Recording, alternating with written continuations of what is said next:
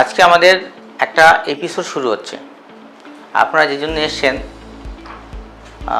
আমাদের start up solution এপিসোডটার নাম startup solution. আপনারা দেখতেই পাচ্ছেন, অ্যাকচুয়ালি আমরা বিজনেস কি পাঠশালা বলে একটা প্রোগ্রাম চালাই।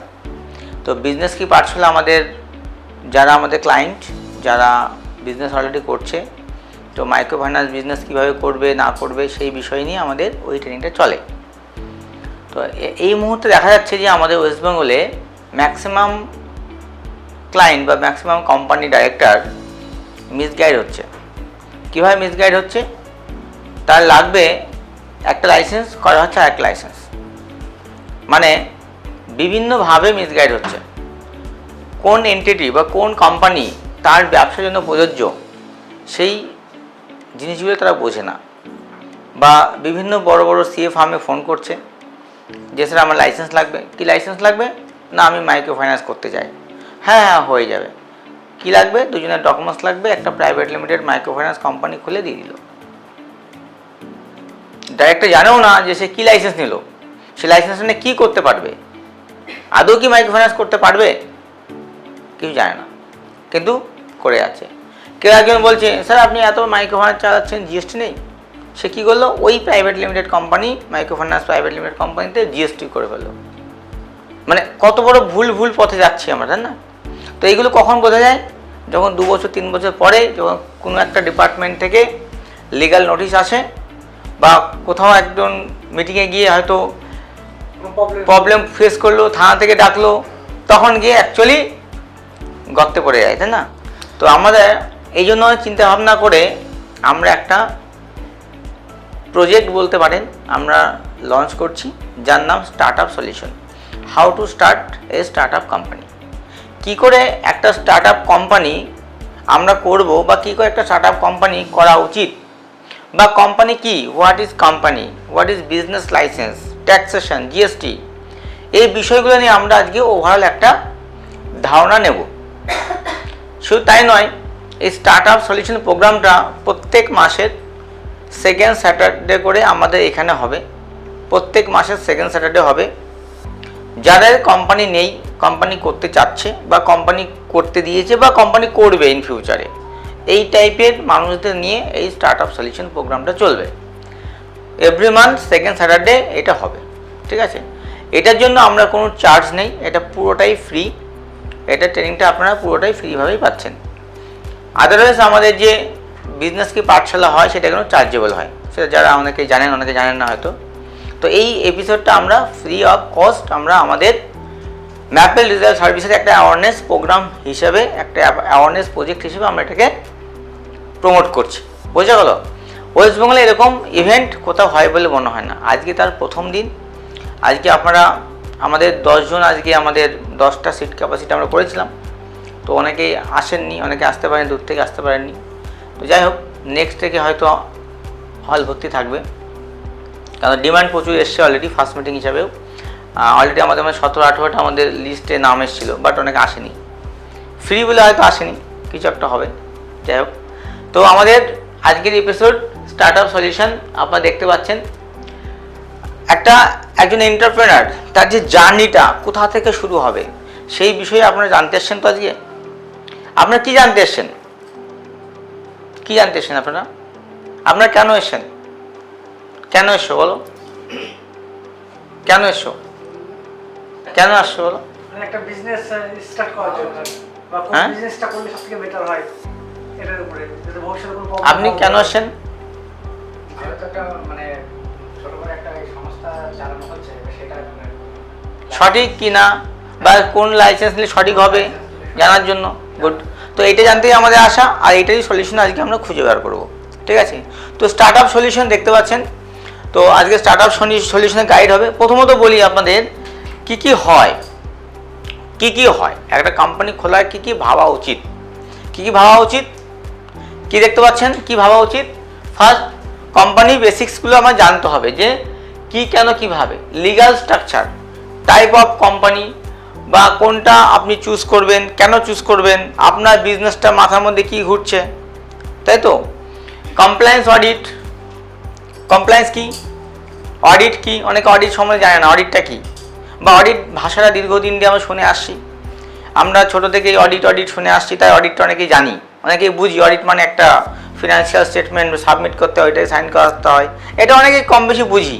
কিন্তু কমপ্লায়েন্সটা অনেকেই বুঝি না, কমপ্লায়েন্সটা কি অনেকেই কমপ্লায়েন্স বুঝি না, সেগুলো আলোচনা করা হবে। ট্যাক্সেশন হবে, ট্যাক্সেশনটা নিয়ে আলোচনা করা হবে, ঠিক আছে। এবং আমাদের প্র্যাকটিক্যাল কিছু স্টেপ, কিছু রোড ম্যাপ, সেগুলো আমরা আলোচনা করব। আর সাকসেসফুল স্টার্ট আপ গড়ে তোলার জন্য প্রয়োজনীয় সব কিছু আজ শিখবো, কীভাবে একটা সাকসেসফুল স্টার্ট আপ গড়ে তোলা যায়, তার প্রত্যেকটা স্টেপ বাই স্টেপ আমরা শিখব। আপনাদের জন্য এই প্রেজেন্টেশনটা বানানো, ঠিক আছে। কোম্পানি কি আছে, কি লেখা আছে? কোম্পানি কি? কোম্পানি হলো একটি লিগ্যাল এন্টিটি যা বিজনেস পরিচালনা করে, প্রোডাক্ট বা সার্ভিস প্রদান করে। এটি আপনার বিজনেসের আইনি আইডেন্টিটি। আমরা জানি যে বিজনেস মানে আমরা বলি বিজনেসম্যান, মুদিখানার দোকান, চায়ের দোকান, জামা কাপড়ের দোকান, তাই না? এগুলো বিজনেস এগুলো। কিন্তু ওই বিজনেসটা শুধুমাত্র একটা ট্রেড লাইসেন্স নিয়ে চালানো হয়। এই বিজনেসটা যদি কোনো লাইবিলিটি হয়, টোটাল লাইবিলিটি মালিকের ঘাড়ে, মানে আমি যদি বিজনেস দোকান চালাই, টোটাল লাইবিলিটি আমার ঘাড়ে এসে পড়বে, আমি ব্যাংকক্রাফটেড হয়ে যেতে পারি, টোটালটা আমার ঘাড়ে এসে দাঁড়াচ্ছে। এবং এই বিজনেসের জন্য আমার কোনো আইনি নাম নেই। কি আছে আমরা দেখে থাকি, সব জায়গায় দেখি, কি দেখি? দেবনাথ মার্বেল। আমরা কোথায় দেখি? সরকার ট্রেডার্স। কোথাও দেখি বিশ্বাস ফার্নিচার। আমরা দেখি তো, এগুলো কিন্তু লিগ্যাল এন্টিটি নয়। এগুলো কি একটা ট্রেড লাইসেন্সের বেসিসে সে তার পার্সোনাল প্যান কার্ডে বা পার্সোনাল অ্যাকাউন্টে বিজনেসে চালানো হচ্ছে। যদি বিজনেসে কোনো লোনের দরকার হয়, সেক্ষেত্রেও তাকে পার্সোনাল লোন নিতে হবে, তাই না? নিয়ে বিজনেসে ঢোকাতে হবে। বা যদি কোনো কারণে বিজনেস লস হয়, তাহলে তার বাড়ি জমি বেচে লোন শোধ করতে হবে। অনেকে আছে কি জমি মর্গেজ দিয়ে বাড়ি মর্গেজের লোন নেয়, বাড়ি মর্গেজের লোন নিয়ে তার জামা কাপড় দোকান চালাচ্ছে, বা তার ফার্নিচার শোরুম চালাচ্ছে, বা পার্সোনাল লোন জমি গোল্ড লোন নিয়ে, গোল্ড জমা রেখে গোল্ড লোন নিয়ে সে কী করছে? তার দোকানে পুজোর আগে জামা কাপড় তুলেছে, গার্মেন্টসের ব্যবসা করছে। কোনো কারণে লোন শোধ করতে বা যদি কোনো কারণে ব্যবসা ডাউন হয়ে যায়, তার গোল্ড হাতছাড়া হলো, তার বাড়ি হাতছাড়া হলো, সব লাইবিলিটি নিজের মাথার উপরে। কেন? কারণ তার বিজনেসে কোনো লিগ্যাল এন্টিটি নেই। বোঝা গেল? সে বিজনেসে কোনো প্যান কার্ড নেই, বিজনেসে কোনো নাম নেই, বিজনেসে কোনো সার্টিফিকেট নেই। বিজনেস হলো একটা গাছের মতো, হচ্ছে একটা বীজ বপন করার মতো। স্টার্ট আপ হচ্ছে বীজ বপন করার মতো। আগে যদি আমরা একটা আমের গাছ লাগাই, আমের বীজ লাগাই, আমরা কি আশা করবো মাথায়? যে 5 বছর পরে আম হবে।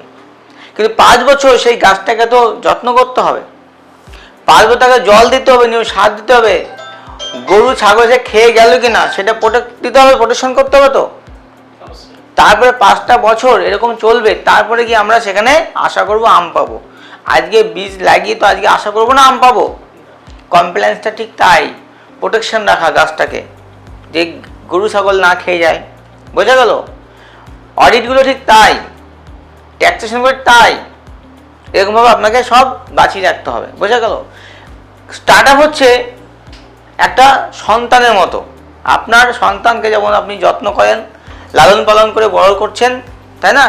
কিসের জন্য? ফিউচারের জন্য। স্টার্ট আপও ঠিক তাই, একটা সন্তানের মতো, তাকেও সব কিছু দিয়ে আপনাকে যত্ন করে প্রোটেকশন দিয়ে রাখতে হবে। বোঝা গেল? তাই বলছে এই একটা লিগ্যাল এন্টিটি, একটা লিগ্যাল নাম, কোম্পানির লিগ্যাল নাম। কেউ বলছে দেবনাথ মার্বেল, বা দেবনাথ মার্বেল তো তার টাইটেল দিয়ে হয়েছে। এরকম হতে পারতো না যে আমাদের এটা রয়েছে maple digital service private limited, একটা নাম। বিজনেসটা আমি করছি, আমি তো করতে পারতাম সরকার কনসালটেন্সি ফার্ম, কি পারতাম না? আমরা না করে কি করেছি? একটা প্রাইভেট এন্টিটি করেছি, যার নাম ম্যাপেল ডিজিটাল সার্ভিস। বোঝা গেল? তাহলে এটা হচ্ছে একটা কোম্পানি। ওকে, যেটা বললাম, কোম্পানি ছাড়া বিজনেস চালানো মানে একটা লাইবিলিটি আমার মাথায় এসে পড়া, ঝুঁকি থাকে। বেনিফিট কি আছে? কোম্পানি বেনিফিটটা কি আছে? কোম্পানি বেনিফিট আছে লিগ্যাল প্রোটেকশন পাবেন, tax benefit and deduction, professional credibility বাড়বে, ইনভেস্টমেন্ট অ্যাটাক করতে সুবিধা হবে। মানে ধরুন আমার যেটা বলছিলাম ফান্ড লাগবে, আমার এখন 10 লাখ টাকা ফান্ড লাগবে, আমাকে কেউ দেবে? কেউ পার্সোনাল ফান্ড আমাকে দেবে? দেবে না। যদি এবার আমার একটা বিজনেস থাকে, আমার ম্যাপেল আছে, আমার ম্যাপেলে ফাইল জমা দিলে আমি বিজনেস লোন কিন্তু 20-25 লক্ষ টাকা পাবো। যদি কোনো কারণে বিজনেস কোনো কারণে ফ্লপ হয়, আমার কোম্পানি বন্ধ হবে, আমার পার্সোনাল লাইবিলিটি, আমার পার্সোনাল প্যান কার্ড কিন্তু সিভিল খারাপ বলুন বা আদার্স যে সমস্যাগুলো সেগুলো হবে না। বোঝা গেল? তো এটা হচ্ছে কোম্পানি। কোম্পানি মানে বোঝা গেল একটা লিগ্যাল এন্টিটি, একটা নতুন নাম। ঠিক আছে, এবার নেক্সট আসি টাইপ অফ কোম্পানিজ। কোম্পানি তো বুঝলাম, এবার কোম্পানি কত রকমের হয়, কি কি কোম্পানি হয় জানতে হবে। এগুলো কি আছে এখানে, কোম্পানি সম্বন্ধে কি আছে? কোম্পানি প্রাইভেট লিমিটেড ফার্স্ট হয়, তার আগে একটা হয় ওপিসি। আছে এখানে ওপিসি? হ্যাঁ আছে। সেকেন্ডে দেখুন 1% কোম্পানি। ওপিসি মানে 1% কোম্পানি। এই কোম্পানি আগে ছিল না। 2013 সালে, সবাই প্লিজ মোবাইলকে সাইলেন্ট করে দিন, সবাই মোবাইলকে সাইলেন্ট করে দিন, 1 ঘন্টার জন্য মোবাইলকে সাইলেন্ট থাকে। ওপিসি মানে 1% কোম্পানি। বোঝা গেল? মানে একক মালিকানাধীন কোম্পানি। আগে আমাদের ইন্ডিয়াতে এই ধরনের কোনো কোম্পানি ছিল না। 2013 সালে কোম্পানি অ্যাক্ট যখন আসে, 2013 সালে কোম্পানি অ্যাক্ট এসছে। একটু এখানে বলে দিই, আগে আমাদের অ্যাক্ট ছিল 2013 আগে 1956। কোম্পানি অ্যাক্ট কত ছিল? 1956 কোম্পানি অ্যাক্ট ছিল, যেই অ্যাক্টের মধ্যে সমস্ত কোম্পানিগুলো চলতো। তো তারপর সেই কোম্পানিতে বিভিন্ন সময় বিভিন্ন টাইমে অ্যামেন্ডমেন্ট হয়, সময়ের সঙ্গে পরিবর্তন অ্যামেন্ডমেন্ট হতে 2013 সালে কোম্পানি নতুন অ্যামেন্ডমেন্ট অ্যাক্ট ইন্ট্রোডিউস করে। এখন বলা হচ্ছে কোম্পানি অ্যাক্ট 2013। তো সেই 13 যখন আসে তখন এই ওপিসিটা ইন্ট্রোডিউস করা হয়, 1% কোম্পানি। মানে এর আগে আমরা কী করতাম? এর আগে ম্যাক্সিমাম ক্ষেত্রে আমরা পার্সোনাল প্যান কার্ড দিয়ে একটা ট্রেড লাইসেন্স নিতাম, বা কেউ কোর্টে গিয়ে সরকার ট্রেডার্স বলে বা সরকার কনসালটেন্সি বলে একটা কোর্টে গিয়ে একটা পেপার এগ্রিমেন্ট করে নিয়ে প্রপার্টিশিপ মানে প্রপার্টিশিপ করা হতো। সেটাই কনভার্ট হয়েছে ওপিসি, অর্থাৎ 1% কোম্পানি। মানে চাইলে আপনি একক মালিকানাধীন একটা কোম্পানি করতে পারেন। বোঝা গেল? যেভাবে বড় বড় কোম্পানি চলে, আপনি একক মালিকানাধীন একটা কোম্পানি করতে পারেন। যে কোম্পানিতে আপনি একাই মালিক, বাট কোম্পানি ডিন থাকবে, ডিএসসি থাকবে। আপনি চাইলে অনলাইনে সেটাকে এমওএ কখন চেঞ্জ করলেন, বিজনেস স্টেট চেঞ্জ করলে, আমার এই ব্যবসা চললো না, আমার গার্মেন্ট চললো না, আমি এবার মার্বেলে যাবো, মার্বেল চললো না, আমি এবার কনসালটেন্সি করবো। বোঝা গেল? আপনি অবজেক্ট চেঞ্জ করতে পারবেন, ট্রেডমার্ক নিতে পারবেন, প্যাটার্ন রেজিস্ট্রেশন করতে পারবেন, আইএসও, মানে এভরিথিং আপনার জন্য খোলা। সেটা হচ্ছে ওপিসি, 1% কোম্পানি। বোঝা গেল? এবং ওপিসি হওয়ার কারণে এর কমপ্লায়েন্সেস লিমিটেড, লাইবিলিটি লিমিটেড। এবার আসুন প্রাইভেট লিমিটেড। প্রাইভেট লিমিটেড আপনারা জানেন দীর্ঘদিন ধরে যে আমাদের আগে 1956 সালে একটা দুটো কোম্পানি ছিল, একটা প্রাইভেট লিমিটেড কোম্পানি আর একটা লিমিটেড কোম্পানি। এখন এসছে কি ওপিসি, এবং প্রাইভেটের পরে একটা আছে limited liability partnership. Limited liability partnership, ঠিক আছে, যেটা আগে আমরা পার্টনারশিপ ফার্ম বলে জানতাম। কি পার্টনারশিপ ফার্ম? না, দুজন সিএ মিলে একটা সিএ ফার্ম করবে, তাই না? দুজন বন্ধু মিলে একটা কনসালটেন্সি করবে, এই টাইপের প্রফেশনাল দুজন অ্যাডভোকেট মিলে একটা লিগ্যাল সার্ভিস করবে, তাই এগুলো পার্টনারশিপ বলা হতো। মানে একই ট্রেডের, একই সার্ভিসের বা একই গুডসের উপরে দুজনই মিলে একটা বিজনেস করবে, এটা বলতো পার্টনারশিপ। বোঝা গেল? মানে একই সেম ট্রেডে। তো সেটাকে এখন বলা হচ্ছে লিমিটেড লাইবিলিটি পার্টনারশিপ। এটা কোম্পানি অ্যাক্টে চলে গেছে। ম্যাক্সিমাম প্রফেশনালদের জন্য এটা বেস্ট, প্রফেশনালদের জন্য লেখা আছে প্রফেশনাল সার্ভিসেস পার্টনারশিপ আর হচ্ছে কর্পোরেট বেনিফিটস। বোঝা গেল? এখন দেখুন সমস্ত সিএ ফার্ম, ল ফার্ম এগুলো আসছে, আগে এগুলো ছিল না। আগে এগুলো ব্যক্তি, ডাক্তারদের এখন ফার্ম হয়ে গেছে, ডাক্তাররা মিলে করতে পারে, আগে ছিল না এগুলো। বোঝা গেল? আগে সবাই যার যার নামে চলতো। আর সব থেকে বড় এন্টিটি লিমিটেড কোম্পানি, যেটাকে আমরা পাবলিক লিমিটেড কোম্পানি বলে থাকি, যেটা করতে গেলে মিনিমাম 7 জন ব্যক্তি লাগে, 7 জন মিলে করতে হবে। এবং এটা আপনি চাইলে এনএসসি বিএসসি অর্থাৎ লিস্টেড করতে পারেন। বোঝা গেল? পাবলিক ফান্ড তুলতে পারেন, তাই এটাকে বলা হয় limited company. Share market listed করা সম্ভব, মানে ওই এনএসসি বিএসসি লিস্ট করতে পারেন, ঠিক আছে, লার্জ স্কেল অপারেশন, ঠিক আছে। তো এইগুলো বিষয়। এবার লিমিটেড কোম্পানি করা একটু টাফ, 7 জন লাগে, তার লাইবিলিটি প্রচুর, তার কমপ্লায়েন্সেস প্রচুর। যারা বড় ব্যবসা করে তাদের জন্য বেস্ট। এবং ওটা 3 বছর ঠিকঠাকভাবে কাজ করলে, প্রফিট আর্ন করলে ওটাকে আপনি লিস্টেড করতে পারবেন, যেভাবে আমরা শেয়ার মার্কেট লিস্ট করি, কোম্পানি শেয়ার করা হয়, ঠিক আছে, আইপিও লঞ্চ করে, এটাকে বলা হয় আইপিও লঞ্চ করতে পারবেন। তো এইগুলো হচ্ছে লিমিটেড কোম্পানির মধ্যেই যাচ্ছে। এখানে আপনার চয়েস করে নিতে হবে কোনটা আপনার জন্য বেস্ট, বোঝা গেল। এবার কি আসছে, এবার নেক্সট হচ্ছে অডিট কমপ্লায়েন্স। অডিট কি? অডিট হলো আপনার ব্যবসা বা আপনার কোম্পানির ফিনান্সিয়াল রেকর্ড। যদি গুডস হয়, গুডস কি বিক্রি করলেন, কি পারচেস করলেন, স্টকে কি আছে, বোঝা গেল। এই রেকর্ডটা রাখতে হবে আপনাকে। সার্ভিস হলে সার্ভিসের। তো এই অডিট হচ্ছে গুডস অ্যান্ড সার্ভিসের রেকর্ড, মানে ফিনান্সিয়াল রেকর্ড, সিস্টেমেটিক এক্সামিনেশন। যাই হোক, এবার কমপ্লায়েন্স মানে সব লিগাল ইনকোয়ারিজ মেনে চলা। এই কমপ্লায়েন্সটাকে আমি একটু আগে বলে আসলাম যে সারা বছর, ধরুন আপনি এক্সাম্পল আপনি একটা বাইক কিনেছেন, বাইক তো সবার আছে, বাইক সবার আছে। তো বাইক কিনেছেন, তো বাইক কেনার পরে কি কাজ শেষ? তার কখনো পাংচার হবে, ঠিক করতে হবে, তার তেল ভরতে হবে রেগুলার, মোবিল ভরতে হবে, তাই সার্ভিস করাতে হবে, কত এগুলো, মাঝে মাঝে ধোয়া চেক পলিউশন করাতে হবে। এই যে একটা বছরে যে কাজগুলো হবে, ছোট ছোট কাজ, মানে তার মেনটেন করা, সেইগুলোকে বলা হয় কমপ্লায়েন্স। বোঝা গেল? সিম্পলভাবে বুঝিয়ে দিলাম, এটা হচ্ছে কমপ্লায়েন্স। তো কমপ্লায়েন্স আপনাকে করতে হবে। কেন কমপ্লায়েন্স গুরুত্বপূর্ণ বুঝতেই পারছেন, লিগ্যাল প্রোটেকশন। না লেগে ফাইন হয়ে যাবে। যদি আপনি যদি আপনি বাইকে ধোয়া চেক না করেন, কি হবে? ফাইন হবে। ইন্স্যুরেন্স না করলে কি হবে? ফাইন হয়ে যাবে। তো সেরকম এটাও হবে। ট্যাক্স বেনিফিট পেতে সাহায্য করবে। যদি আপনি সঠিকভাবে কাজ করেন, তার ট্যাক্সগুলোর যে ট্যাক্স ডিডাকশন হচ্ছে সেগুলো বেনিফিট পাবেন। টিডিএসের ক্ষেত্রে আমরা দেখি না, টিডিএস ফাইল করি, আবার টিডিএস রিটার্নও পাওয়া যায়।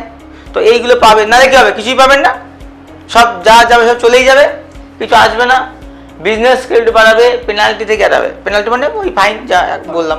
টাইমলি যদি আপনি না করেন, ধরুন আপনি জিএসটি আপনার ভরার কথা মাসে 10 তারিখে, আপনি 10 তারিখে ভরলেন না, কী হবে? 15 তারিখে ভরলেন, তাহলে 5 দিন 1000 টাকা আপনার পেনাল্টি বেড়ে যাবে। তো কোম্পানিতে কী হবে? অ্যানুয়াল ফাইলিং হবে, অডিট হবে। অডিটটা আগে বললাম, অডিটটা হচ্ছে ফিনান্সিয়াল একটা রেকর্ড। সেই রেকর্ডটা একজন এক্সামিনার বলতে পারেন। আমরা যখন এক্সাম দিই, পরীক্ষা দিই, খাতাকে দেখে এক্সামিনার দেখে। তো এখানেও আমাদের যে রাখা আছে অডিটার। তো আমরা যখন অডিটটা কমপ্লিট করা হবে, করে সেটাকে একটা অডিটার সেখানে যখন সাইন করবে, ইউডিআইন জেনারেট করবে, সেটা একটা অডিট হলো, মানে মান্যতা পেলো যে হ্যাঁ আপনার সব ঠিকঠাক আছে। বোঝা গেল?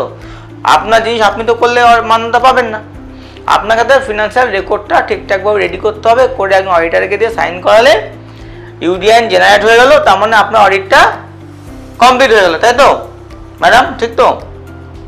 বাংলা বুঝতে পারছেন না? পাচ্ছে সবাই? তো সেটা হচ্ছে অডিট হলো। এবারে অডিট যখন হয়ে গেল, ঠিক আছে, অডিট সাইন করে দিল। এবার অডিটটা আমাদের কাজ কি? নেক্সট কাজ হচ্ছে অডিটটাকে অ্যানুয়াল ফাইলিং করা। মানে কোম্পানির ক্ষেত্রে AOC 4 এবং MGT 7 এই দুটো ফাইলিং করলে সেটা বলা হচ্ছে অ্যানুয়াল রিটার্ন ফাইলিং, অনেকে ROC ফাইলিংও বলে। ক্লিয়ার? এবার এটা হচ্ছে কমপ্লায়েন্সের পার্ট। অডিট গেল, এবার কমপ্লায়েন্সের মধ্যে ঢুকে গেল কোনটা? অ্যানুয়াল ফাইলিংটা। এবার ফাইলিং হয়ে যাওয়ার পর কী করতে হবে? তারপরে আমাদের কী করতে হবে? কোম্পানির ইনকাম ট্যাক্স রিটার্নটা করতে হবে। সেটা অডিটের মধ্যে, সেটা গেল কমপ্লায়েন্সের মধ্যে। বুঝতে পারছেন? তাহলে এটা কোম্পানি করলেই হবে না, সেই কোম্পানিটাকে টাইম টু টাইম করতে হবে। সেটা হচ্ছে কমপ্লায়েন্স।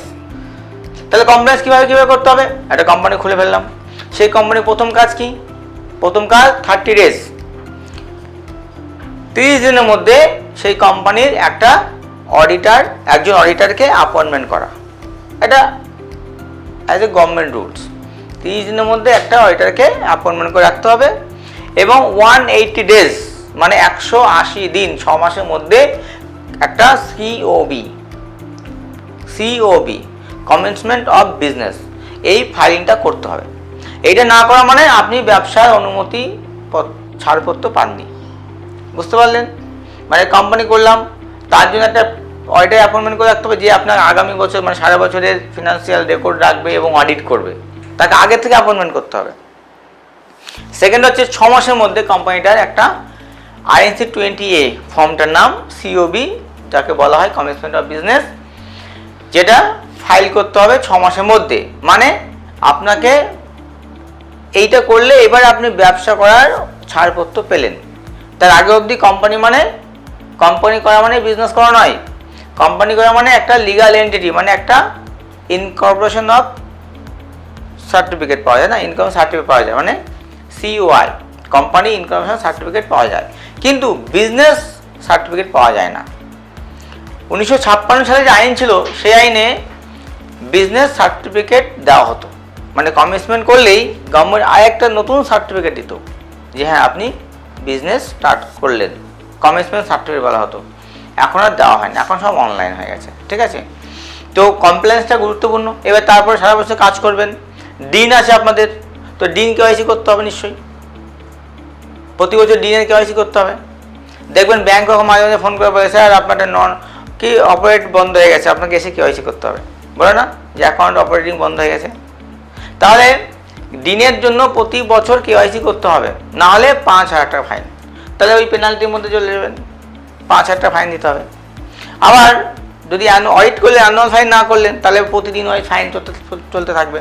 তো এই জন্য কমপ্লায়েন্সটা ইম্পর্টেন্ট। বুঝতে পারলেন সবাই? কথা বলবেন ইয়েস অর নো, বুঝতে পেরেছেন? যারা বুঝতে পেরেছেন ঘাড় না লাগানো, মুখে বলতে হবে।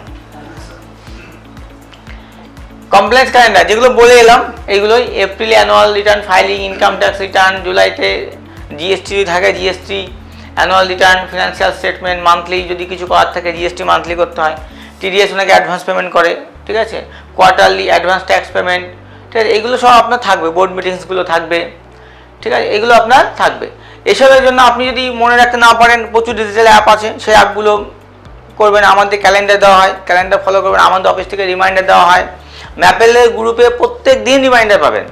ম্যাপেলের সঙ্গে তারা কাজ করবেন কোম্পানি করার পরে, আপনারা প্রত্যেকটা কমপ্লায়েন্সের আগে আপনাদের কাছে রিমাইন্ডার চলে যাবে যে অমুক দিন এটা, অমুক মাসে এটা করতে হবে, এভাবে করতে হবে। তখন আপনি গ্রুপে কল করবেন বা গ্রুপে মেসেজ করবেন, আপনাকে ফুল গাইড করা হবে, ঠিক আছে, এবং কাজটা করে দেওয়া হবে। এগুলো ম্যাপেলের কাজ, ম্যাপেল থাকতে কোনো চিন্তা নেই, ঠিক আছে। নেক্সট হচ্ছে পেনাল্টি। চলুন একটু আগে এক্সাম্পল দিলাম যে যদি ডেলি কিছু থাকে ডেলি ওয়াইজ পেনাল্টি হবে, GST টাইম না করলে। ROC ফাইলিং যেটা বললাম, অ্যানুয়াল রিটার্ন যদি লেটে করেন পেনাল্টি হবে, বুঝতে পারছেন তো এগুলো। এবার ট্যাক্স যদি থাকে, ট্যাক্সের জন্য হ্যাঁ আমাদের দেখুন কদিন আগে ঘটছে, এই জাস্ট আপনাকে 10 দিনের কথা বলছি। একটা কোম্পানি এসছে যে গত বছর আমাদের দিয়ে অডিট করিয়েছে আমাদেরই কোম্পানি, এই আমাদের বর্ধমানের কোম্পানি। অডিট করানোর পরে তাকে গ্রুপে লেখা হয়েছে সাইন করে পাঠান, এবার অ্যানুয়াল ফাইলিং করব, এবং উনি অ্যানুয়াল ফাইলিং করেননি। ওনাকে কয়েকবার মেসেজ করা হয়েছে, উনি ফিডব্যাক দেননি, কোনো রেসপন্স করেনি, অ্যানুয়াল ফাইলিং করানো হয়নি। এবার উনি এসছেন স্যার আমার এই বছর অডিটটা করবো, এবছর অডিট করবো, কী করে করবো, কত বছর অ্যানুয়াল ফাইলিং বাকি, এখন ঘেটে ঘুরে আছে, প্রচুর একটা বড় অ্যামাউন্ট পেনাল্টি চলে এসছে।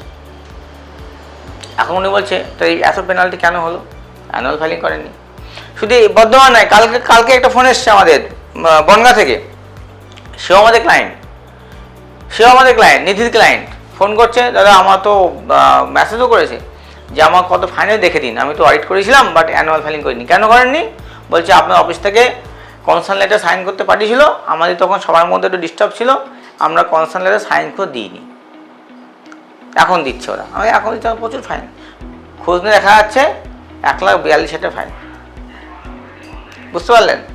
বর্ধমানে একটা কোম্পানি এসেছিল দুদিন আগে, সেই কোম্পানি আমাদের কোম্পানি করিয়েছে, কিন্তু কোম্পানি করার পরে অডিটও করেনি, কিচ্ছু করেনি, আর আমাদের অফিসে আসেনি। এদিন এসছে স্যার অডিট করবো, তার 2 লাখের উপর পেনাল্টি। তাই বললাম দাদা অডিটার করতে হবে না, 2 লাখ পেনাল্টি, আপনি নতুন একটা কোম্পানি আবার খুলে নিন। কথা বোঝা গেল? কী বলবো তাকে? তো এইগুলো বাস্তব এক্সাম্পল, এগুলো রেগুলার ঘটছে, শুধু এই 2-3টি এক্সাম্পল দিলাম, প্রচুর উদাহরণ আছে এরকম যারা গুরুত্ব দেয় না কমপ্লায়েন্স অডিটের, তার জন্য এসব ঘটতে থাকে। কোম্পানি বানালেই শেষ নয়, কোম্পানিকে মেনটেন করতে হবে। আরে প্রথমেই বললাম একটা গাছের মতো, গাছকে প্রোটেকশন করতে হবে, জল দিতে হবে, গরু ছাগলে হাতে বাঁচাতে হবে, তাই না? ঠিক কোম্পানিও তাই। বিজনেস লাইসেন্স, অনেকে প্রশ্ন করে স্যার আমি তো কোম্পানি করেছি, লাইসেন্স তো পেয়ে গেছি, এবার না আমি জ্যামজেলি আচারের ফ্যাক্টরি খুলে ফেলেছি, আমার জ্যামজেলি আচারের ফ্যাক্টরি হয়ে গেছে, কোম্পানি তো হয়ে গেছে প্রাইভেট লিমিটেড, এবার আমি জ্যামজেলি করবো, ফ্যাক্টরি খুলে কাজ করছি। বস শেষে এসছে আমার কাছে, স্যার আমাদের কোম্পানি হয়ে গেছে, ফ্যাক্টরি হয়ে গেছে, 1 কোটি টাকা টার্নওভারও হয়ে গেছে, এবার আমি একটু অডিটটা করে দিন। কী করে হবে অডিট? হবে অডিট? কেন হবে না? Compliance fail first. দ্বিতীয় দোষে কোম্পানি করেছে, নট লাইসেন্স। কি করেছে? কোম্পানি করেছে। কোম্পানি সিওবি করায়নি, মানে কোম্পানিরও কমেন্সমেন্টও করায়নি, কিন্তু কোম্পানিরও কমেন্সমেন্ট করায়নি। আবার এদিকে কি হয়েছে? বিজনেস লাইসেন্স নেয়নি। বিজনেস লাইসেন্সটা কি? কোম্পানি একটা জিনিস, কোম্পানির লিগাল এন্টিটি প্রথমে বলেছি, আর বিজনেস হচ্ছে বিজনেস লাইসেন্স। আপনাদের প্রত্যেকেরই বার্থ সার্টিফিকেট আছে? আছে বার্থ সার্টিফিকেট? কী কাজে লাগে এখন? এখন কী কাজে লাগে? এখন লাগে না, ঠিক। প্রত্যেকের ড্রাইভিং লাইসেন্স আছে? কী কাজে লাগে? হ্যাঁ, বাইক চালাতে গেলে লাগবে। বাইক চালাতে গিয়ে ধরেছে আপনাকে, আপনি বলেন স্যার আমাকে সব কার্ডই আছে, দেখো কার্ড। আপনি প্রথমে দিলেন বার্থ সার্টিফিকেট, ছাড়বে? তারপরে দিলেন প্যান কার্ড, ছাড়বে? তারপরে দিলেন ভোটার কার্ড, ছাড়বে? তারপরে দিলেন আধার কার্ড, ছাড়বে? তারপরে দিলেন পাসপোর্ট, ছাড়বে? তারপরে দিলেন আপনার মাধ্যমিক বা উচ্চ মাধ্যমিক বা সার্টিফিকেট, ছাড়বে? কি করবে? কি বলবে? কি লাগবে? লাগবে ড্রাইভিং লাইসেন্স, মানে আপনি গাড়ি চালাচ্ছেন তার ছাড়পত্র। তার মানে আমাদের লাগবে ড্রাইভিং লাইসেন্স বাইক চালাতে গেলে। আমি ওইটা করিনি, বাকি সব পকেটে নিয়ে ঘুরে বেড়াচ্ছি, চলবে? ঠিক ওই যে উদাহরণ দিলাম তাই। আপনি জ্যাম জেলি আচার ফ্যাক্টরি খুলে ফেলেছে কোম্পানি বানিয়ে নিয়ে গিয়ে, কিন্তু জ্যাম জেলির জন্য কি লাগবে? যে লাইসেন্স লাগবে সেটা উনি করেনি। জ্যাম জেলির জন্য কোম্পানি লাগবে? কোম্পানি লাগবে রে বাবা, কোম্পানি লাগবে। কোম্পানি আমার আধার কার্ড, আমার প্যান কার্ড, আমার বার্থ সার্টিফিকেট, তাই না? কোম্পানি মানে বার্থ সার্টিফিকেট, সেই বার্থ সার্টিফিকেট দিয়েই তো আধার কার্ড হবে, আবার সেই আধার কার্ড দিয়েই তো পরবর্তীকালে ড্রাইভিং লাইসেন্স হবে। কিন্তু লাইসেন্সে তো ড্রাইভিং লাগবে, বাকি সব থাকতে হবে। আবার পাসপোর্ট করতে গেলেও তো ড্রাইভিং সেই Aadhaar card, voter card, birth certificate লাগবে, তাই না? লাইসেন্সগুলো করতে ওগুলো লাগবে, ওগুলো লিগাল এন্টিটি। ঠিক তেমনই এখানেও দেখুন লিগাল এন্টিটি কি, বিজনেস লাইসেন্স কি বলছে? যদি আপনি ফুড টাইপের খাদ্য দ্রব্য কিছু তৈরি করেন তার জন্য লাগবে কি? ফ্যাসাই। ফ্যাসাই কোথায় লাগে? ফুড সেফটি লাইসেন্স জানেন আপনার প্রত্যেকেই। ফ্যাসাই ফুড বিজনেসের জন্য ম্যান্ডারি, রেস্টুরেন্ট, ক্যাফে, ফুড প্রসেসিং সবার জন্য কি লাগবে? তাহলে আপনি যদি জ্যাম, জেলি, আচার, জলের বোতল, তাই না, খাদ্যদ্রব্য কিছু দোকান, রোলের দোকান, বিরিয়ানি দোকান করলে কি লাগবে? ফ্যাসাই লাগবে। কোম্পানি করলে হবে? কোম্পানি তো লাগছেই, লাগছে, তাই না? Trade licence, local authority. Trade licence দেখুন নামে সে লাইসেন্স কি, এটা লোকাল অথরিটি। ট্রেড, ট্রেড মানে বিজনেস করছেন সে। আপনি বিজনেস মানে কি? দুটো বিজনেস হয় আমাদের, কে বলতে পারবে? দুটো বিজনেস কি কি হয় আমাদের? দুটো অপশন বিজনেস হয়, কি বলতে পারবে? হ্যাঁ কেউ? একটা হচ্ছে, বলতে পারবে না কেউ? আমাদের ইন্ডিয়ার দু টাইপের বিজনেস ক্যাটাগরি, দুটো। জিএসটি নাম জানেন তো? কি নাম জিএসটি পুরো নাম কি? Goods and service tax. Goods and service কটা? দুটো হলো। একটা গুডস ওরিয়েন্টেড ব্যবসা হয় আমাদের, একটা সার্ভিস ওরিয়েন্টেড ব্যবসা হয়, বুঝে গেল? এই যে আপনারা ম্যাপে এসেছেন কি কি ব্যবসা করতে, আমরা কি করি? সার্ভিস, কোনো প্রোডাক্ট নাই। আপনি এবার বিরিয়ানির দোকানে গেলেন, কি দেবে? প্রোডাক্ট দেবে। তো ঠিক তাই ট্রেড লাইসেন্স যে ব্যবসায় করুন না কেন সেটার জন্য একটা লোকাল অথরিটি লাগবে। সেটা পঞ্চায়েত হলে পঞ্চায়েত, পৌরসভা হলে পৌরসভা। এখন অনলাইন খুব ইজি, বোঝা গেল? ট্রেড লাইসেন্স, এটা হলো লাইসেন্স। কোম্পানি খুললে ব্যবসা করছেন, ট্রেড লাইসেন্স নাই, হবে? হবে না। প্রবলেম হলে যাবেন লোকালে, বলে আমি জানি না আপনি কবে কবে ব্যবসা করছেন, ব্যাস হয়ে গেল গল্প। পলিউশন কন্ট্রোল, প্রত্যেকটা অফিস এন্টিটির জন্য পলিউশন কন্ট্রোল থাকা দরকার, লাইসেন্স এগুলো। ফায়ার সেফটি থাকা দরকার, ঠিক আছে? তো এগুলো তো থাকবেই। এছাড়া আরও অনেক আছে, আমি সব এক্সাম্পল দিচ্ছি না, প্রচুর কিছু আছে, ঠিক আছে? তো যাই হোক, এখন তো জানেন ফ্যাশন না হলে সব দোকান বন্ধ করে দেবে, কাউন্টার বন্ধ করে দেবে এখন। এটা কি আছে? Business transaction, sales transaction. দেখুন লেখা আছে প্রোডাক্ট অ্যান্ড সার্ভিস, যেটা একটু আগে বললাম, ঠিক আছে? তার পুরো রেকর্ড। এটা প্রথমে বলেছি অডিটের একটা পার্ট ট্রানজ্যাকশনে রাখতে হবে। জিএসটি খুব ইম্পর্টেন্ট পার্ট, এই মুহূর্তে জিএসটি খুব ইম্পর্টেন্ট, এটা আপনারা প্রত্যেকে জানেন। তবে একটা সুবিধা আছে এখানে, গভর্নমেন্ট বলছে 20 লক্ষ টাকার নিচে বিজনেস হলে তার জন্য জিএসটি লাগবে না। তাহলে এটা কিন্তু আমাদের বিরাট ছাড় দিয়েছে, তাই না? 20 লক্ষ টাকা বিজনেস অব্দি আমরা যে কোনো স্টার্ট আপদের জন্য বিরাট অ্যাডভান্টেজ, এটা স্টার্ট আপ কোম্পানির অ্যাডভান্টেজ আছে। জিএসটি নতুন রুলস এসছে, নতুন কিছু চেঞ্জ হয়েছে, সেপ্টেম্বর 22 থেকে এখন হচ্ছে 5 আর 18 দুটো করে দিয়েছে। এখন 4 থেকে বাদ দিয়ে দুটো করেছে, মানে হাফ করেছে, 5 আর 18। অনেক বেস্ট, অনেক ভালো করেছে। তবে নতুন একটা ইন্ট্রোডিউস করেছে, এটাকে 40%, 5% স্ল্যাব আছে। এসেন্সিয়াল আইটেম যেগুলো দৈনন্দিন, গ্রোসারি থেকে শুরু করে, আর ইন্স্যুরেন্স আর মেডিসিন তো একদমই ইন্স্যুরেন্স নেই, 0 করে দিয়েছে। হেলথ মেডিকেলেও 0 করে দিয়েছে। তো এসেন্সিয়াল আইটেমগুলোর জন্য 5% করেছে, ঠিক আছে, এগুলো বেনিফিট পাবে। আর 18% যা ছিল আগে, 18%, আর সার্ভিসে ম্যাক্সিমাম 18%, সার্ভিসে কোনো চেঞ্জ করেনি। 80% কিছু গুডস যেগুলো ছিল 28, সেগুলোকে নামিয়ে 18 করা হয়েছে, বোঝা গেল।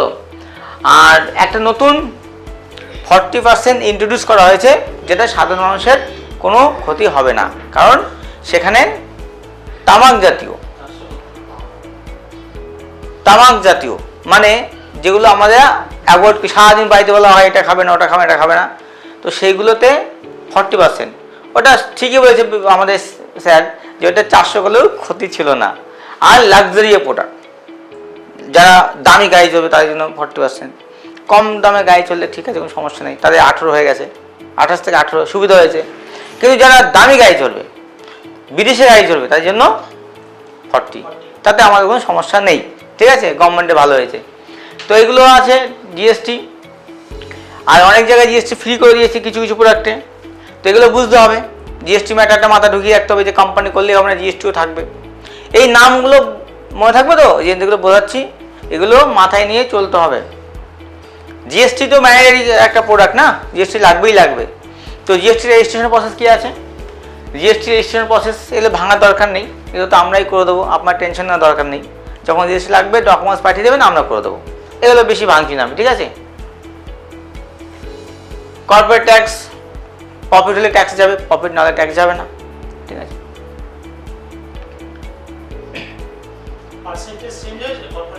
না, ছোটদের জন্য ছাড় দিচ্ছি।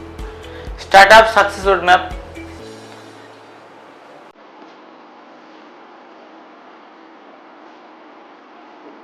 হ্যাঁ, যেটা বলে এসছি এগুলো বলা হয়ে গেছে, অলরেডি বোঝানো হয়ে গেছে, যে একটা রোড ম্যাপ লাগবে, যে আপনি এবার আপনার কোম্পানির রোড ম্যাপ লাগবে। এতক্ষণ তো বুঝলেন, এত কিছু কোম্পানি বুঝলেন, জিএসটি বুঝলেন, জিএসটি ক্যাটাগরি বুঝলেন, টাইপ অফ বিজনেস বুঝলেন, বিজনেস লাইসেন্স বুঝলেন। এবার আপনি কি করতে চাইছেন, আপনার একটা রোড ম্যাপ বানান, তাই না, যে আপনি কি করতে চাইছেন। এত কিছুর মধ্যে আপনাকে এবার আপনাগুলোকে শর্ট লিস্ট করে নিতে হবে, বেছে নিতে হবে, দিয়ে আপনাকে রোড ম্যাপ করতে হবে, যে আপনি কিভাবে করবেন। আপনি বলছেন যে না ঠিক আছে, আমি না ওই এক কাজ করবো, আমি মুর্শিদাবাদে গিয়ে একটা কি বলে একটা ল্যাপটপের দোকান খুলবো, সেটা কি সঠিক খোলা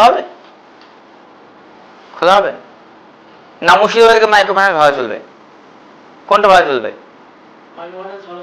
একদম সিম্পল লজিক। তাহলে আপনাকে কি করতে হবে, আগে মার্কেট রিসার্চ করতে হবে, তাই না। মার্কেট রিসার্চ করে আগে আপনাকে কাস্টমার ফিডব্যাক নিতে হবে, যে কোন এরিয়াতে কোনটা ভালো চলবে। সেই মার্কেট রিসার্চ করতে, মার্কেট রিসার্চ নিয়ে আমাদের একটা ট্রেনিং অলরেডি পোস্ট করা আছে, হ্যাঁ দেখবেন, মার্কেট রিসার্চ নিয়ে একটা ট্রেনিং হয়েছিল এখানে, তো সেগুলো আছে। এবার legal structure, registration process, compliance process, funding and growth, মানে যেগুলো বলে আসলাম। ফান্ডিং মানে কি, বিজনেস করবেন, ফান্ডিং হয়তো হতে পারে, আর ফান্ডিং নিয়ে কথা বলা যেতে পারে।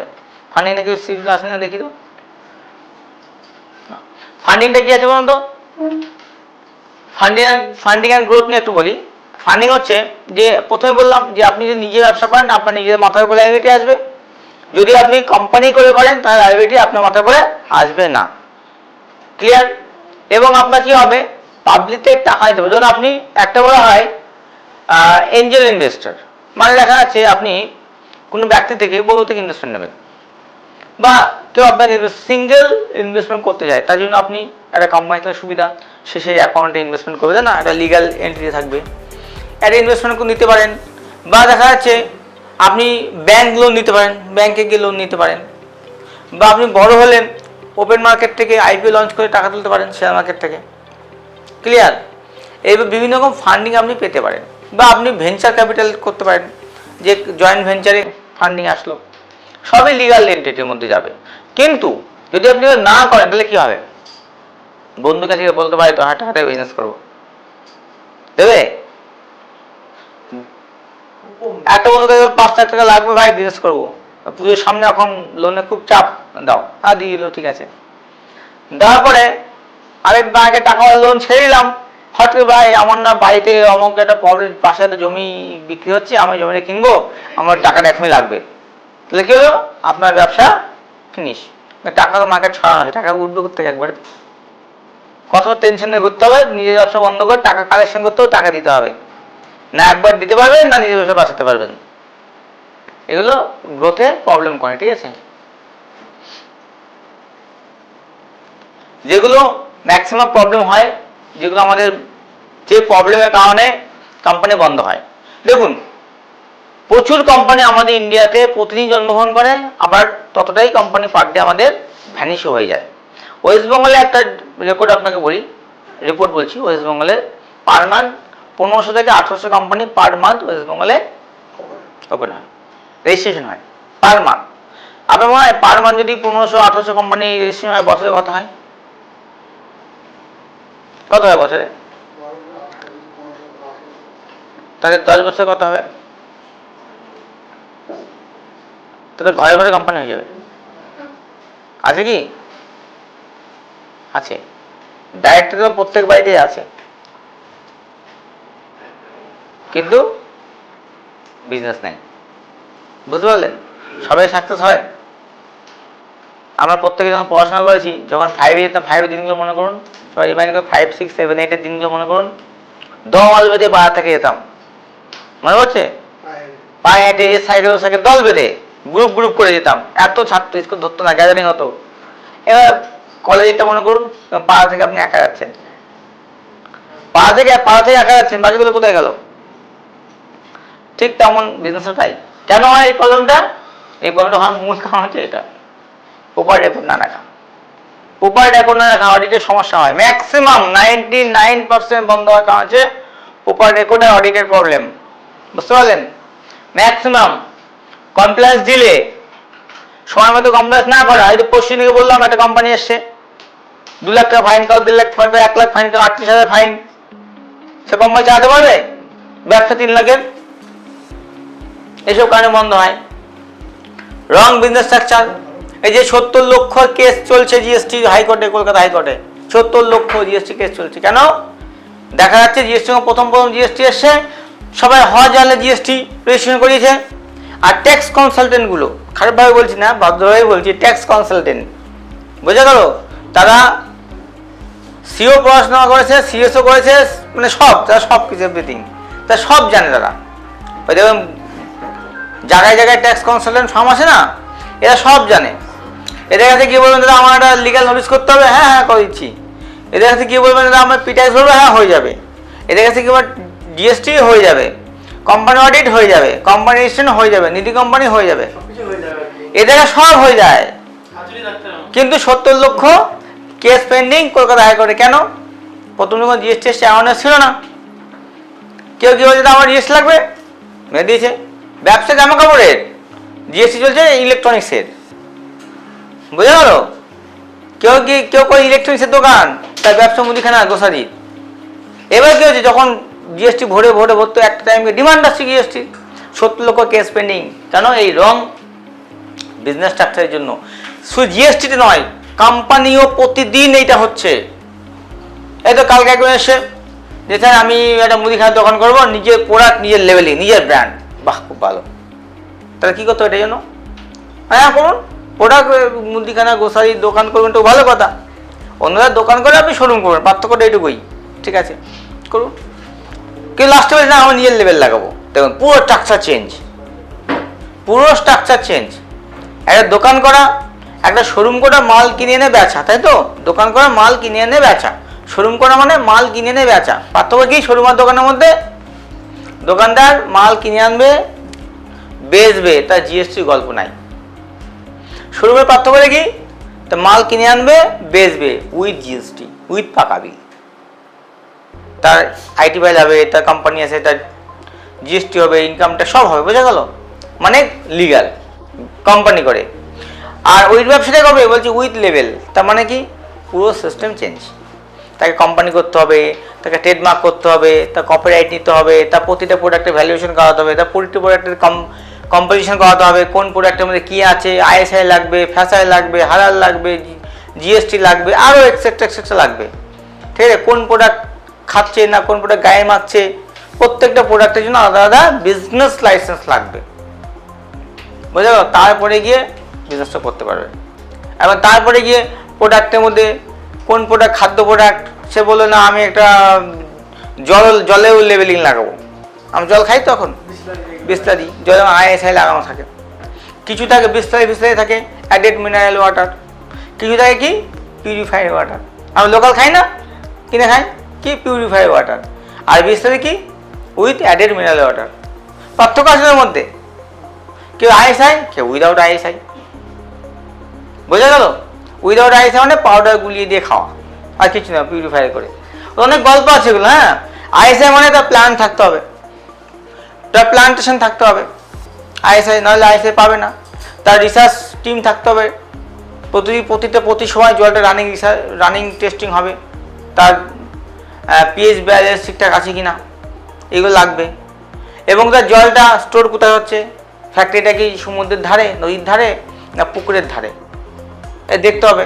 যে জলটা ওয়েস্টেজ হচ্ছে সেই জলটা কি স্টে করছে না সেই জলটা নদী দিয়ে বয়ে চলে যাচ্ছে, অনেকে ডিপেন্ড করে। তারপরে বিসলারি কিনলে হয়, বিসলারি কিনলে টাটা অ্যাকোয়া এগুলো এমনি হয় না। কেন হয়? ফ্যাক্টরিগুলো সমুদ্রের ধারে হতে হবে, রানিং জল চলে যাবে, জলটা উঠছে কোথা থেকে, এগুলোর উপর ডিপেন্ড করে ব্র্যান্ড হয়। লোকালও হয়, পুকুরের ধারে হয়, সেগুলো ব্র্যান্ড হয় না। ক্লিয়ার, বোঝা যাচ্ছে এগুলো? এবার বিজনেস করতে গেলে বর্তমান কম্পিটিশন মার্কেট, প্রচুর কম্পিটিশন মার্কেট। বিজনেস টিকে থাকতে গেলে আপনাকে কী করতে হবে? ডিজিটাল প্ল্যাটফর্ম ইউজ করতে হবে, টেকনোলজি ইউজ করতে হবে, সফটওয়্যার অ্যাপ ইউজ করতে হবে, বুঝা গেল? খুব ইজি। এখন আগে আমাদের ক্যাশ নেই, ক্যাশ আছে আমাদের কাছে, ক্যাশলেস ইন্ডিয়া আছে ক্যাশ, তা কী করতো? PhonePe, UPI, QR code. এবার আমরা আমাজনে জামা প্যান্ট কিনি না, আমাজনে ফ্লিপকার্টে জামা প্যান্ট কিনি, 1 সেকেন্ডে মোবাইল থেকে টাকা কাট করে চলে যায়, বুঝতে পারি না। পকেটে টাকা বার করতে গেলে জামা থাক আজকে কালকে কিনবো, তাই না? জামা থাক কালকে কিনবো, পকেটে টাকা দিতে হবে তো। দেখতে দেখতে ভালো লাগছে, টক করে এলাম, অর্ডার হয়ে গেল, ব্যাংক থেকে টাকা। পেমেন্ট এত ইজি, আমরা বুঝতেই পারি না যে টাকা দিতে হচ্ছে আমাদের। শুধু ছবি দেখছি, মন ভালো লাগছে, পেমেন্ট চলে গেছে কোথায় বুঝতে পারছি না।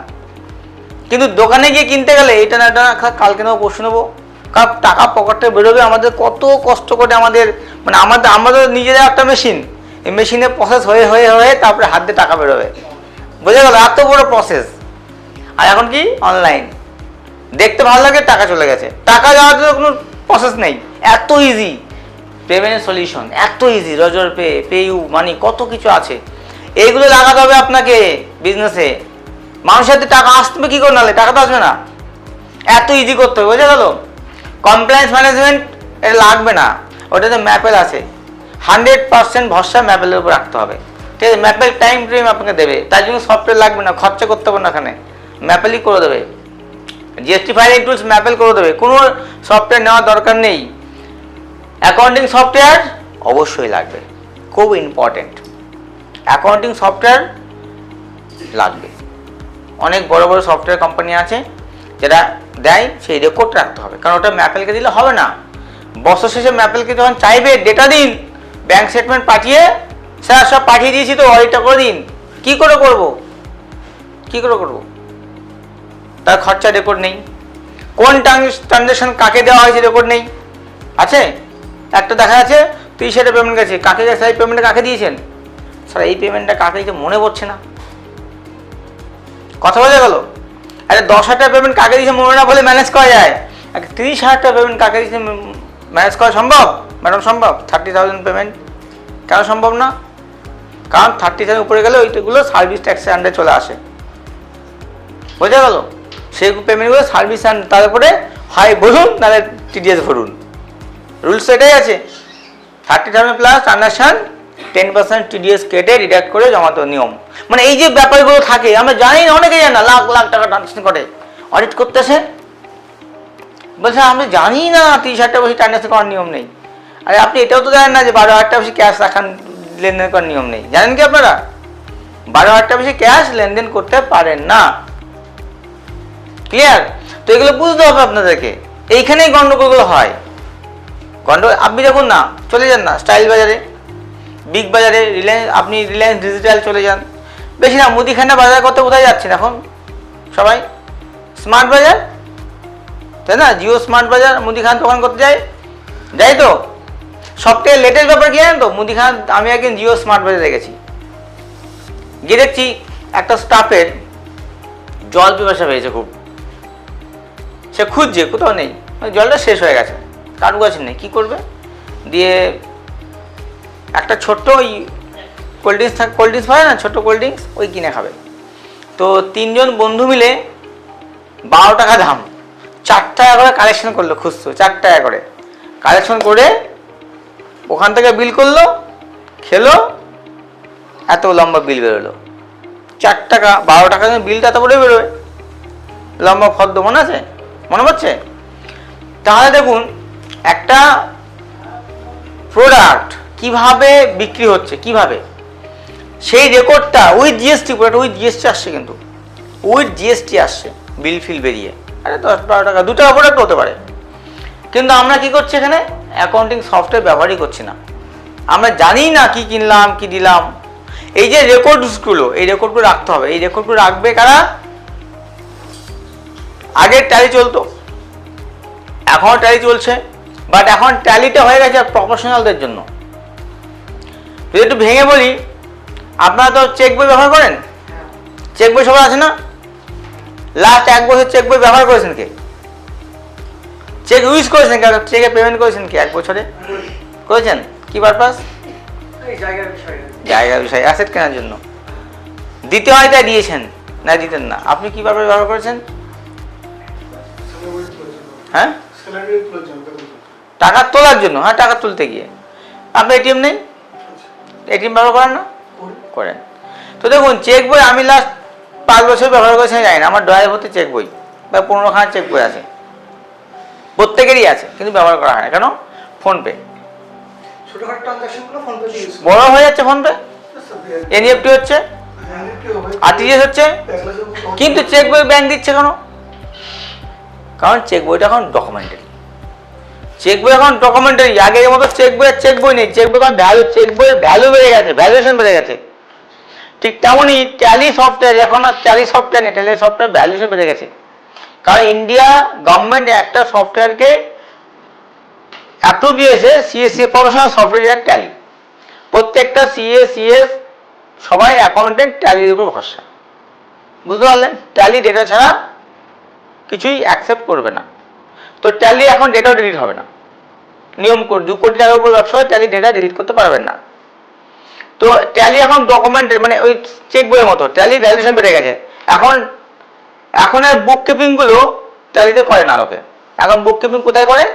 বিভিন্ন অনলাইন অ্যাপস, বিভিন্ন অনলাইন সফটওয়্যার বুক কিপিং হয়ে যাচ্ছে, আর অডিটের সময় ট্যালিকে ব্যবহার করছে, বুঝতে পারলেন তো? এবার যদি ম্যাপেলকে যান, তাহলে ম্যাপেল, আপনি যদি আপনার কোনো software third party accounting software না থাকে, তাহলে ম্যাপেলকে কাজ দিলেন, তাহলে ম্যাপেল হয় আপনার ইয়ারলি অ্যাকাউন্টিং করবে, সে ট্যালিতে করবে। যদি আপনার মান্থলি দেন, বুক কিপিং দেন, সেটাও আমরা ট্যালিতেই করবো, আমরা থার্ড পার্টিতে করবো না, ডাইরেক্ট ট্যালিতে করবো। আপনাদের সুবিধা, আমাদের সুবিধা রাইট করতে, বোঝা গেল? তো বুক কিপিং এর কাজও করা হবে, বাট সেটা অ্যাকাউন্টিং যদি সফটওয়্যার থাকে সেটা করবে, নাহলে আমাদেরকে দিলে আমরা ট্যালিতে করবো, বুঝতে পারলেন এগুলো?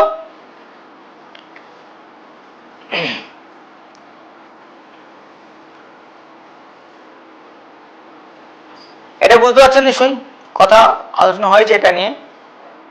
স্ট্রাকচারটা দেখে নিন, স্ট্রাকচারটা বোঝা যাচ্ছে? কি আছে? নিজের সেভিংস দিয়ে শুরু হয় বিজনেস, তারপরে কি হয়? অ্যাঞ্জেল ইনভেস্টর, মানে ওই যেটা ইন্ডিভিজুয়াল ইনভেস্টর আপনি পেতে পারেন কোম্পানি করলে, ভেঞ্চার ক্যাপিটাল পেতে পারেন, ব্যাংক লোন পেতে পারেন, আর গভর্নমেন্টও ফান্ডে না, মুদ্রা লোন, এখন জানেন মুদ্রা লোন, স্টার্ট আপ ইন্ডিয়া এগুলো আছে, এখান থেকে আপনি আপনার বিজনেসের গ্রোথ করতে পারেন।